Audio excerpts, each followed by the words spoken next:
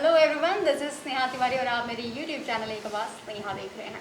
जैसा कि आपको पता है कि इस वक्त लॉकडाउन का समय चल रहा है, कोरोना का समय चल रहा है, लेकिन उत्तर प्रदेश में राजनीति का समय भी बिल्कुल चल रहा है।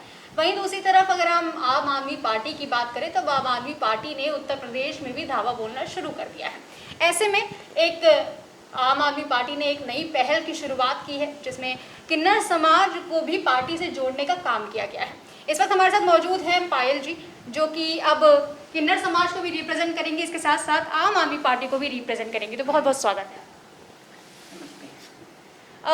सबसे पहले तो ये शायद आम आदमी पार्टी पहली ऐसी पार्टी होगी जिसने इस तरीके का कोई भी पहल लिया है, तो इसके लिए आप क्या बोलना चाहेंगी?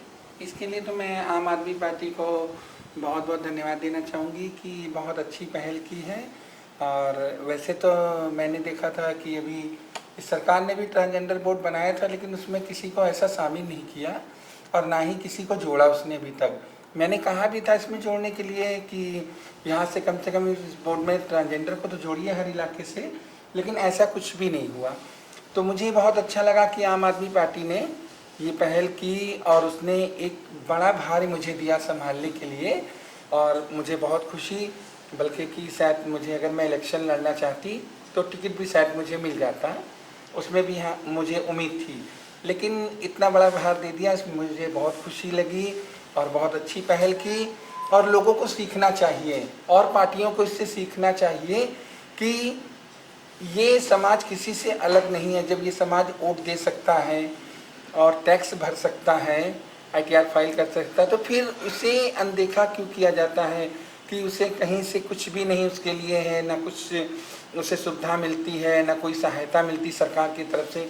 अब इससे पहले लॉकडाउन हुआ था जब 3 महीने का, तो आधे से ज़्यादा जो किन्नर थे वो भूखे मरने लगे थे। ऐसी स्थिति आ गई थी कि उनके पास खाने को नहीं था। लेकिन मैंने देखा महिलाओं पुरुषों के लिए इतना कुछ सरकार ने सोचा, लेकिन किन्नरों के लिए कहीं से कुछ भी नहीं सोचा। ये कितनी अफसोस की बात है कि अरे वो भी एक इंसान है, वो भी समाज में रहते हैं, उनके लिए भी इनको करना चाहिए कि वो भी हमारे वोटर हैं और हमें वोट देते हैं, तो ऐसा नहीं करना चाहिए। लेकिन खैर, मैं तो उन लोग का बहुत बहुत धन्यवाद करना चाहूँगी जो हमारे अगल बगल लोग रहते हैं, जो उन्होंने उनको खाने को दिया और उन्हें संभाला। ये कितनी बड़ी बात है। तो सरकार को कई चीज़ें सीखनी चाहिए जनता से, और कई चीज़ें सीखनी चाहिए और पार्टियों से कि किसको कौन पहल करनी चाहिए। तो जैसे कोरोना का समय हमने देखा 1.5 साल से, पिछले साल भी इस तरीके से ही लॉकडाउन हुआ था। अभी आने वाले समय में भी कह रहे हैं लोग कि तीसरी लहर आएगी। ऐसे में आप लोग, मतलब जो किन्नर समाज के लोग हैं, उनके लिए कितनी मुसीबतें सामने आती हैं, किस तरीके की दिक्कतों का सामना करना पड़ता है? सबसे पहले तो दिक्कत अगर देखा जाए तो इस लॉकडाउन में खाने की बहुत दिक्कत हुई थी। जो किन्नर पैसों से मजबूत थे, बल्कि उन्होंने एक दूसरे की सपोर्ट किया, मदद किया, कुछ जनता ने मदद किया और सरकार की तरफ से हमें कोई मदद नहीं मिली। और बल्कि कि मैंने देखा मदद जब देने को उन्होंने कहा जब लॉकडाउन खुल गया। जब खुलने के बाद वो कह रहे हैं कि कुछ NGO सामने आके कह रहे हैं सिर्फ फ़ोटो बनाने के लिए कि हमने इनके लिए किया, तो कह रहे हैं कि मैं 5 किलो चावल दे रहा हूँ, आप आ जाइए ले जाइए। तो ऐसे क्या फ़ायदा, जब हमारे लिए रास्ता खुल गया है सब चीज़ें, तो हमें क्या ज़रूरत है किसी से लेने की। और कई चीज़ें और हैं जो हमें सामना करनी पड़ती हैं, जैसे कि अगर हमें कहीं जाना हो तो हमें बहुत दिक्कत होती है कि हम जाएँ तो कैसे जाएँ। रेलवे की टिकट के लिए हमें इतनी ज़्यादा दिक्कत होती है कि रेलवे टिकट में कुछ ऐसा है ही नहीं। जैसे उन्होंने अभी बना दिया, अन्न का एक कॉलम बना दिया है आधार कार्ड में कि ये अन्न में है, मतलब थर्ड में। तो मैं कहती हूँ अन्न में अगर आपने बनाया है तो हमारे लिए सीटें भी तो होनी चाहिए रेलवे में, सब चीज़ों में। जिस तरीके आप विकलांग को छूट देते हैं, हम भी एक विकलांग का ही हिस्सा है, हमारा भी एक अंग कम है। तो अगर हमारा कम है तो हमें भी वो चीज़ें मिलनी चाहिए, उसमें कुछ छूट मिलनी चाहिए, क्योंकि सरकार तो हमें कोई ऐसा काम दे नहीं रही है कि जिससे कि हम सक्षम हो। बहुत ज़्यादा हमारे पास है। मैं मानती हूँ कुछ किन्नर सक्षम है जो बहुत कुछ कर सकते हैं, लेकिन कुछ किन्नर ऐसे हैं जिनके पास कुछ भी नहीं है। तो सरकार को चीज़ सोचनी चाहिए कि उनकी मदद करनी चाहिए, उनको पैसे पेंशन बांधना चाहिए। लेकिन ऐसे नहीं कि अभी मैंने देखा एक स्कीम सरकार ने निकाला है कि बोला कि 60 साल की उम्र के जो लोग हैं उनको सरकार की तरफ से 2-2 हज़ार रुपये पेंशन मिलेगी। 60 साल का तो आपने सोच लिया, उसके आगे के जो लोग हैं उनके लिए भी तो सोचिए। ज़रूरी नहीं है कि 60 साल का ही इसमें परेशान है, कुछ ऐसे हैं कि बहुत कम उम्र के हैं, उनके वहाँ खाने को नहीं है, परेशान हैं, गांव क्षेत्रों में रहते हैं। तो इन चीज़ों को सरकार को सोचना चाहिए, देखना चाहिए, लेकिन ऐसा कुछ भी नहीं मिला हमें। और सिर्फ बस हमें आश्वासन मिलता रहा शुरू से। हम जब से लड़ाई लड़ते चले आ रहे हैं, ना हम पहले पूरी तरीके से कामयाब हुए, ना आज हो पा रहे हैं, क्योंकि हमारे विषय में सरकार कुछ सोचती ही नहीं। सरकार सोचे ना सोचे, लेकिन आप ज़रूर सोचती हैं, इसीलिए शायद आप पायल दीदी के नाम से आज जानी जाती हैं। आपने बहुत कुछ किया भी है, समाज के लिए भी और अपने समाज के लिए भी। तो कहीं ना कहीं इससे आपसे बहुत लोग प्रेरणा भी लेते हैं। तो आप क्या एक मैसेज देना चाहती हैं? मैं तो यही मैसेज देना चाहूँगी समाज को कि अगर आपके अगल बगल कोई ऐसा रहते हैं किलर, तो आप उनकी प्लीज़ हेल्प कीजिए और आप उनसे मदद मांगिए भी।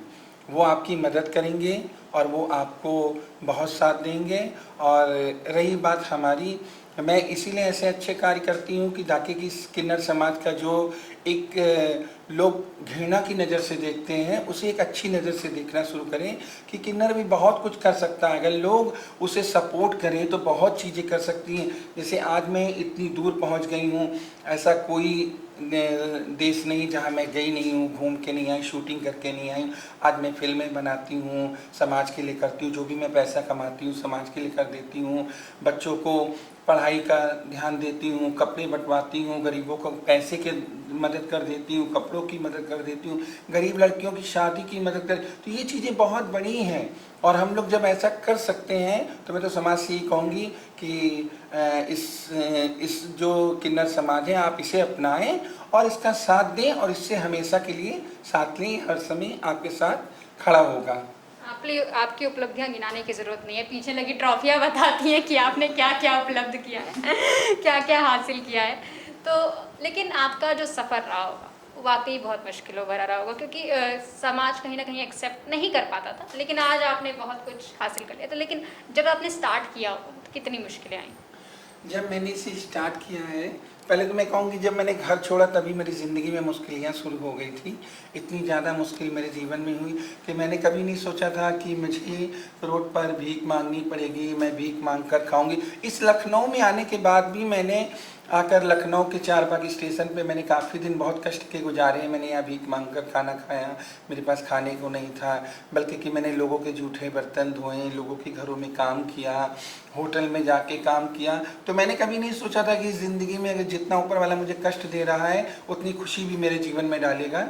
मैं तो बस कारवां चलती चली गई, ऊपर रास्ता अपने आप दिखाता चला गया और आज मैं इस मुकाम पे हूँ। तो मैं तो जनता का और ऊपर वाले का, दोनों का ही बहुत बहुत धन्यवाद करना चाहूँगी कि इस काबिल मुझे बनाया कि मैं आज समाज में अपना नाम रोशन कर रही हूँ और किन्नर समाज का नाम रोशन कर रही हूँ, जिससे कि लोगों को लगे कि ये भी कुछ कर सकते हैं और इन्हें साथ दे दें। अगर मेरे विषय में किसी को जानना है पूरे जीवन के बारे में और किसी को कुछ सीखना है कि कैसे हम आगे बढ़ सकते हैं, तो मेरी जीवन पे आधारित मैं पायल मेरी किताब है मेरे पूरे जीवन पे। जो उसे पढ़ेगा तो पढ़ने के बाद उसे एक हौसला और एक हिम्मत मिलेगी कि ज़िंदगी से जंग कैसे लड़ी जाती है। बिल्कुल। तो ये हमारे साथ थी पायल दीदी, जिन्होंने कहीं ना कहीं बहुत लोगों के लिए एक प्रेरणा बना है और साथ में बहुत लोगों को बहुत कुछ सिखाया है। इनके जीवन के बारे में इन्होंने एक बुक भी लिखी है जिसका नाम मैं पायल है। तो आप भी ज़रूर जाइए, इस बुक को पढ़िए और सीखिए कि किस तरीके से ज़िंदगी से जंग लड़नी चाहिए। इस रिपोर्ट में फिलहाल के लिए इतना ही। देखते रहे मेरे एक आवाज़ चैनल स्नेहा।